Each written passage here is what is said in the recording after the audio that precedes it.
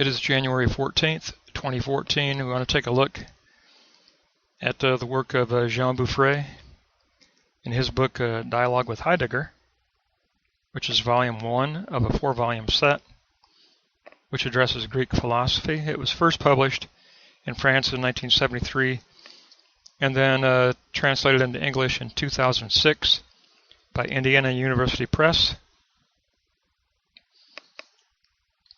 And we will actually begin with a little bit of a summary before we jump into the detail. Basically what we see in this volume is that Jean BEAUFRET introduces us to Greek beginnings in philosophy through the eyes of Heidegger 2,000 years later. Heraclitus is a favorite because he emphasized the flux of being, the dynamic aspect of being, as opposed to a static conception.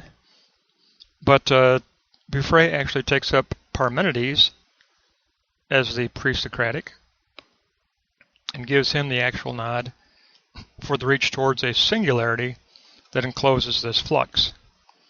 And he gives an entire chapter to Parmenides, chapter 3, which addresses this quest for a singularity. Now, the middle term that Parmenides uses, BEAUFRET points out, is the Greek term dokunta, and this Greek is going to be about 900 years before our 4th century Christian Greek. So it's a little bit different terminology. It's a little bit of a tough step back, but the Greek term used was a dokunta for the composition threshold of spirit. And the dokunta threshold is the place of examining, weighing, and approving the doxa signs. But this threshold will present endoxa, the doxa signs within a situation, and the adoxa, or the elements of non-being as well. So it's an ambiguous presentation. It does contain its own ambiguity, but the endoxa signs are there to be taken up. So this becomes the threshold of Parmenides, and it is here where spirit is presented and preserved, or being is presented and preserved. The goal for Parmenides is to reach cosmos structuring of the doxa signs, and we do this by withdrawing to the mind, or the nous, of the site of withdrawal that is always mentioned of in postmodern thought, the site of withdrawal. And it's here where the illusion of dualism is unveiled, and we gain this emphasis on the singularity enclosing aspect of all plurality.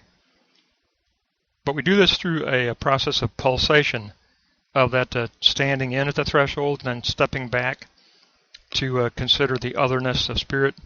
So it's a pulsation of standing in and stepping back at the dokunta threshold. And it is here in the unconscious where Parmenides says we reach that Sophia of wisdom, because the Sophia of wisdom differs from the gnosis of wisdom, but the Sophia of wisdom is the unconscious unveiling of the signs.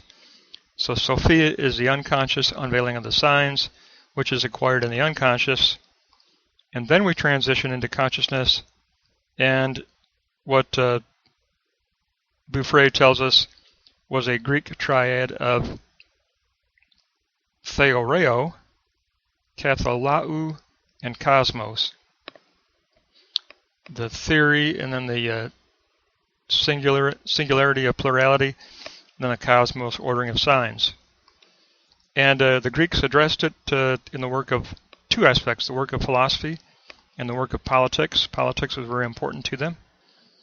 But BEAUFRET points out it was all participle based, which the participle takes up the noun aspect of a sign, but also the verb flux aspect of a sign. So it is both noun and verb. It is a participle. And from this we can construct our architecture of spirit. by working through this, what is called the koinos logos, or that shared common structuring of a spirit event according to the logos of the cosmos ordering of the signs.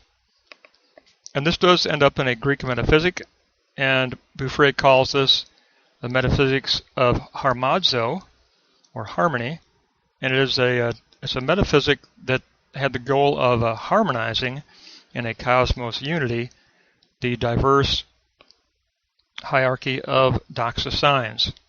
So it's a metaphysic of harmazo, and it unifies the plurality of doxa sign concepts.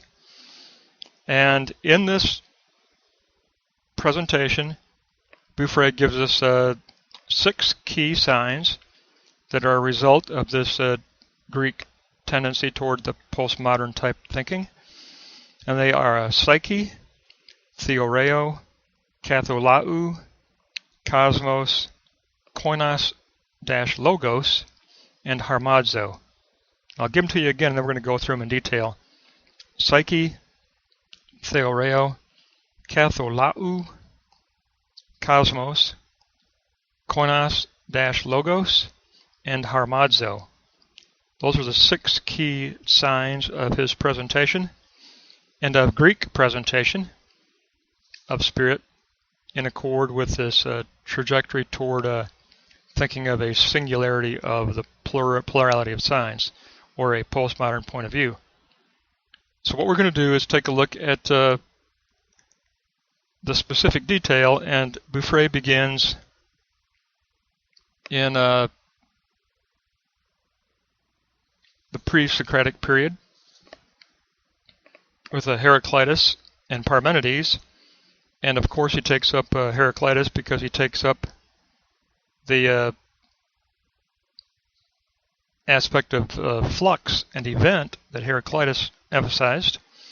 And for Heraclitus, we have a presentation of a triad of, number 1, the obscurity of otherness. It's ambiguous flux. All of finitude is in a flux, a tension of the same and the other, always exists. And there's always this tendency to flux out of its tension.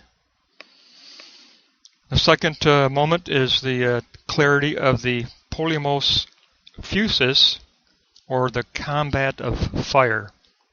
Heraclitus always emphasized fire, and it is the transcendence against which all is measured. And the polymos is the combat, or the combative unifying of all these contrasting signs. And the fire represents the originary unifying power of all of these opposite signs that are struggling against each other in this spiritual type of a combat. But they are unified through the transcendence of fire. And the truth is gained in the sight of withdrawal. And it is the play of the signs in the realm of time. And within this realm of associative type play, fire becomes the measure of the meaning of each of the doxa signs that are present. And the third moment, or the mediating moment, is the harmony, or harmazo, as the relative constancy of the logos, of the koinos logos, which is, for Heraclitus, is a pressurized junction of the opposites through the play of signs. So it is an enclosure, a pressurized enclosure of this flux of signs, of the as they play through their analogy of comparison, to finally reach a unity through the transcendence of fire. So a very dynamic view is presented by Heraclitus, and along with him in the pre-Socratic period was Parmenides.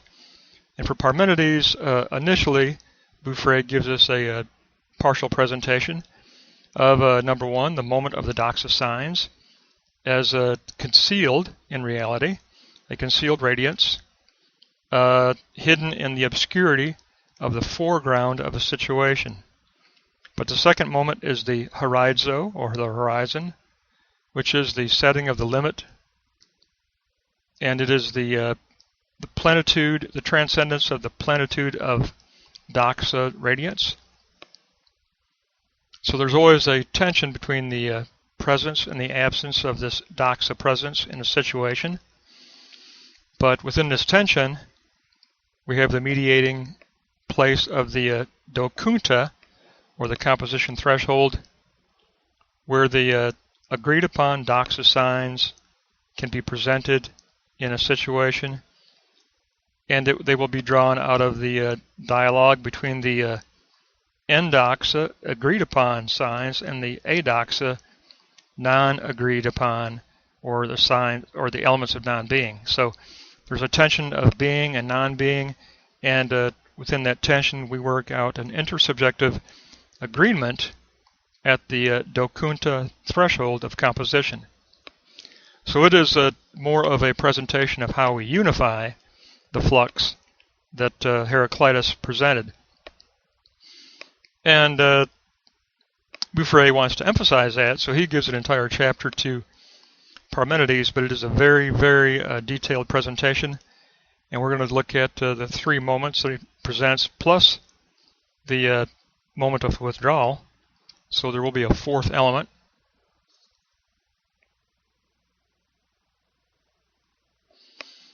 So if we look at his presentation, he's got the aletheia truth as the first moment, the dokunta threshold as the second moment, and the cosmos ordering of the signs as the third moment, which must dialectically retreat, step back into the site of withdrawal, and then step back in to the standing in at the dokunta threshold. So it's always threshold, withdrawal, and this pulsation will result in the articulation of the cosmos ordering of signs. Now we look at aletheia for Parmenides. It actually can be broken down to a-lathe, or against its own withdrawal. Therefore, the term of truth does include within it the concept of withdrawal, and what is implied is that the aletheia truth is always an unveiling and a presentation that will preserve itself in a withdrawal and to its own in itself at the same time. So it's a presentation and a withdrawal into the in itself, always preserving its own otherness. But truth is this unveiling. It is this a-lathe, or it is the going out from withdrawal, the against withdrawal. So this unveiling, this going out, makes its presentation to us in a situation which we encounter at the composition threshold, which Parmenides calls the dokunta threshold. And BEAUFRET gives us 6 aspects. Number 1 is interrogation. The self is interrogated by the aletheia to use the dokunta threshold to achieve the singular plural of the being of the doxa signs. 2, there's the element of measure. The self interrogates the plurality using the ordering path of truth to measure those doxa signs. But there is a resistance of what BEAUFRET says is a false duality, which is called a moipa view. But that is a falsification. It doesn't truly reveal the unifying tendency present within that dual tension. So 4, there is always a remainder. The self is to target the remaining sense of being that addresses the higher aspects of the beyond of this false metaphysical view. Now the doxa are veiled, but they are attempting to emerge by emerging out of the foreground of the situation that covers them, and the false duality view that we have imposed as a false metaphysic over them, but they are in a tendency to emerge, and they want us to take them up. And that is going to be done through a retreat. The self takes the retreating step back temporarily into the site of withdrawal for unveiling the signs, overcoming the dualism, and reintegrating the signs into the holistic cosmos ordering.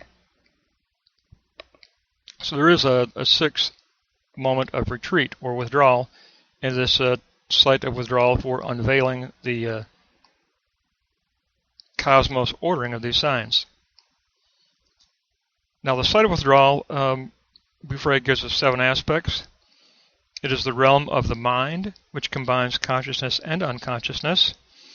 It is a step back away from the threshold to the originary dimension of being and its otherness. It is a dimension of harmony, of seeking the singularity. And the self truly acquires the hidden presence of the Logos secret in this site of withdrawal. The realm of, it is called the realm of Dia Cosmos, which surmounts and conquers the illusion of dualism. Cosmos ordering can take place here, and it is a place of pulsation, or the standing in and the stepping back of the self at the composition threshold of Dokunta. And that will help us to reach that third moment of the cosmos, actual cosmos ordering, which is our articulation of a spirit architecture of the doxa signs that we can posit as a politic. And so the key concept that comes out of this entire area is that of the psyche, or the unconscious, which is the psyche is the home for the gift of wisdom as Sophia, and Sophia is the gift of the unveiling of the doxa signs that are presented in the finite world at the Dokunta threshold, but they're camouflaged by the foreground, and they're camouflaged by the imposition of a false metaphysic of dualism. When those are uncovered, the unveiling will reveal the doxa signs of radiance that we want to order into a cosmos ordering of a spirit architecture. So psyche is the key concept that we can acquire in this area. The psyche and its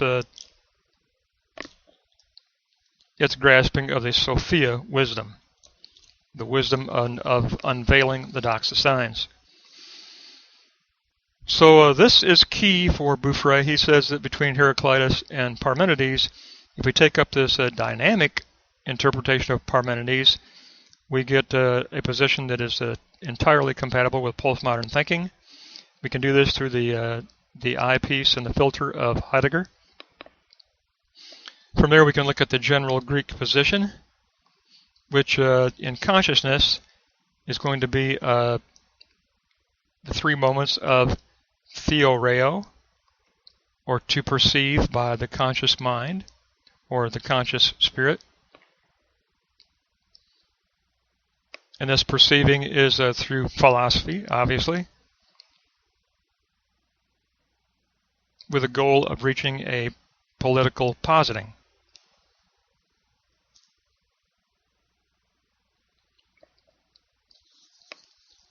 So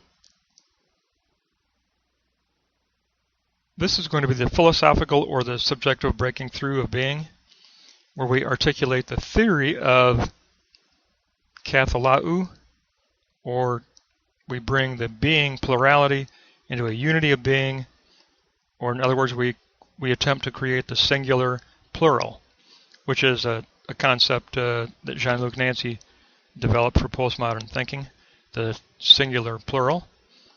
And we do this, it is designated by the Greek term katholau. So the second moment of katholau is to unify completely, And first of all being is to be left to itself, to appear in its own way without the imposition of a false Greek metaphysic. Language is enlisted here to name the doxa signs within the overall singularity of being. So we do the sign naming here in consciousness. But there is a transition from strictly speaking nouns to the participle, which also takes up the dynamic motion of the verb. So it is noun and verb combined as participle, like singing, living, and walking as examples.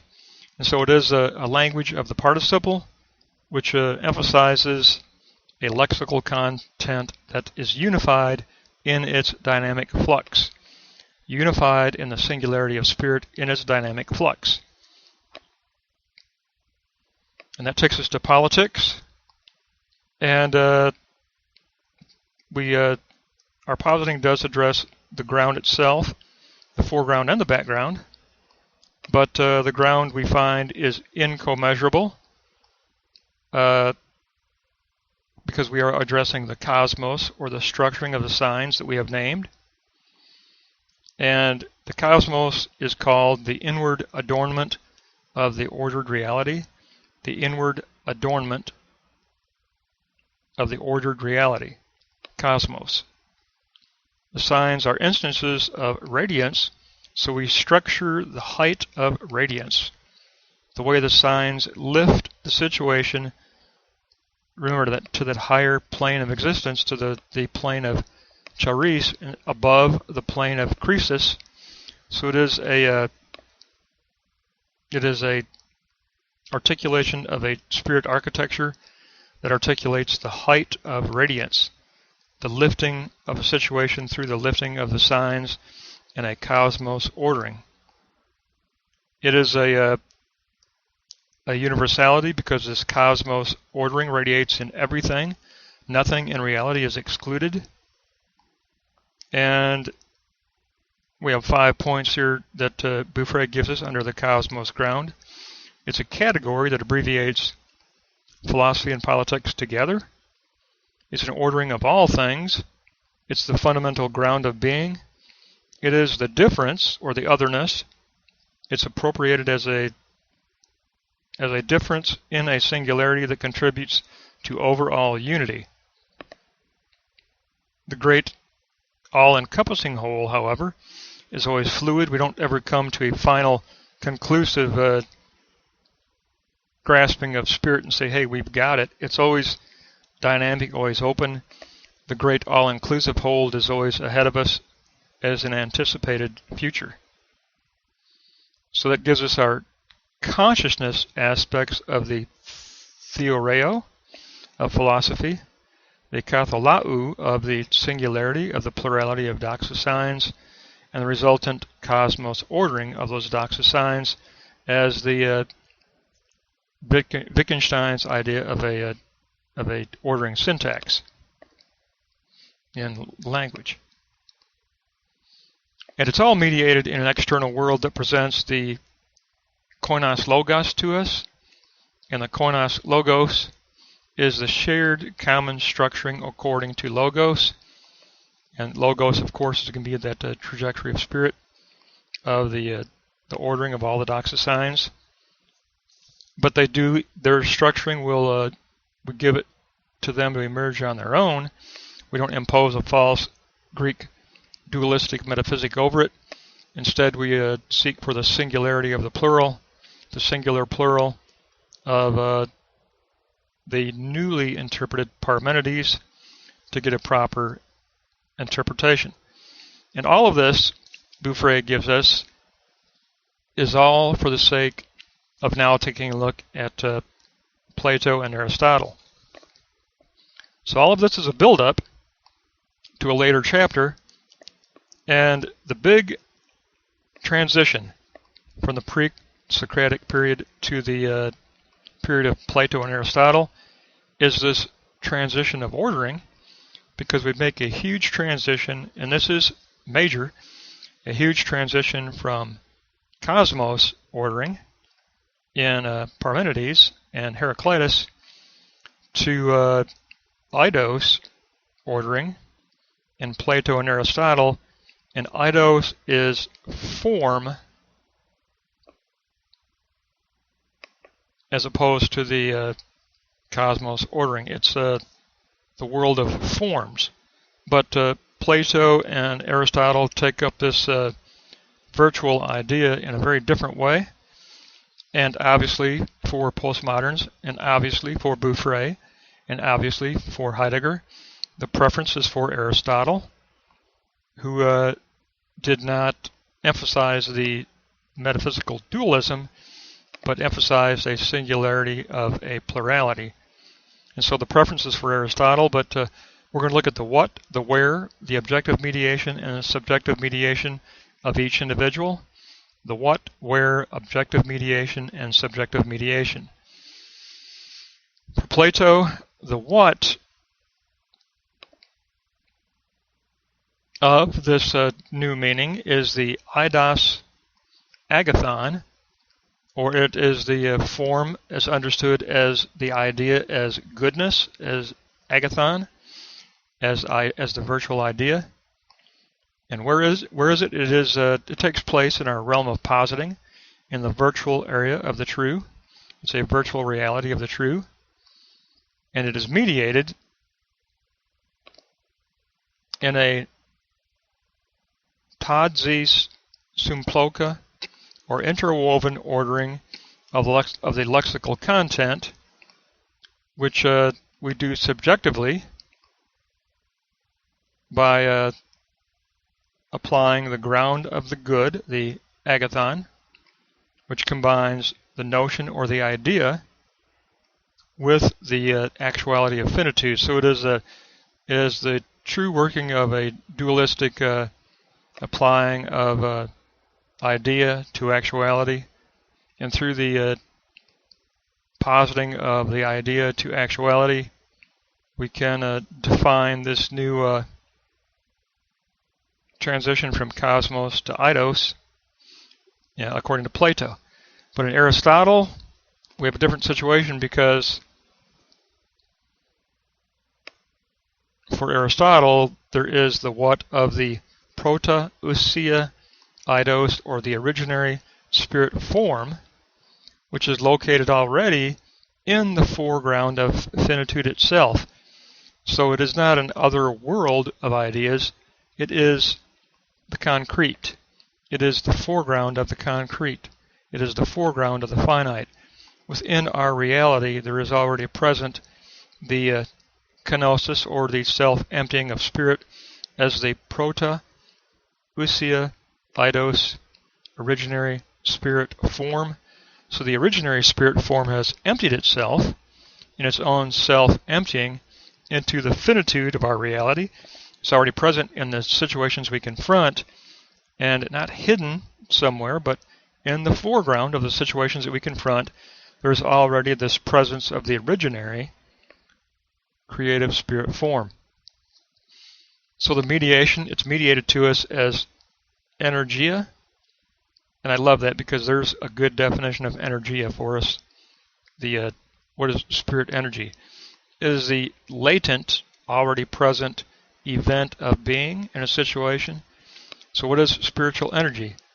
Spiritual energy is the latently present, already present event of emerging being that is in tension as a possibility within our current finite concrete situation, that is begging us to take it up, encouraging us to take it up. The subjective side of that mediation is the eidos, which is revealed in the site of withdrawal for Aristotle. So we do step back to that consideration of this originary self-emptying kenosis of spirit, and by stepping back and weighing and examining that otherness of true being, we can reach an unveiling, we can grasp the doxa signs, we can grasp the already present originary spirit form, And so it's a completely different picture from Plato. For Aristotle, it's a very concrete, more adaptable, postmodern type look at this world of ideas, of this world of the eidos forms. So BEAUFRET ends by telling us that the pre-Socratic evolves to the Socratic as a transition from cosmos to eidos, and that the cosmos structural ordering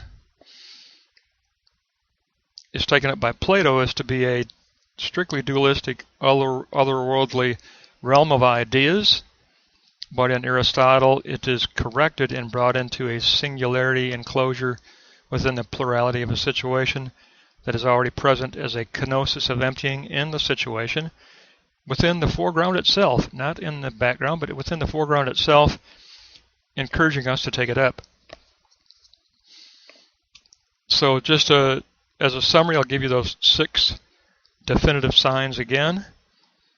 They were the psyche of the unveiling of the signs in the present finite world, 2, the theoreo of the perceiving of the conscious mind in the philosophy of the breaking through to the theory of being and spirit, which led to the katholau, or the singular unifying of the plurality of doxa signs,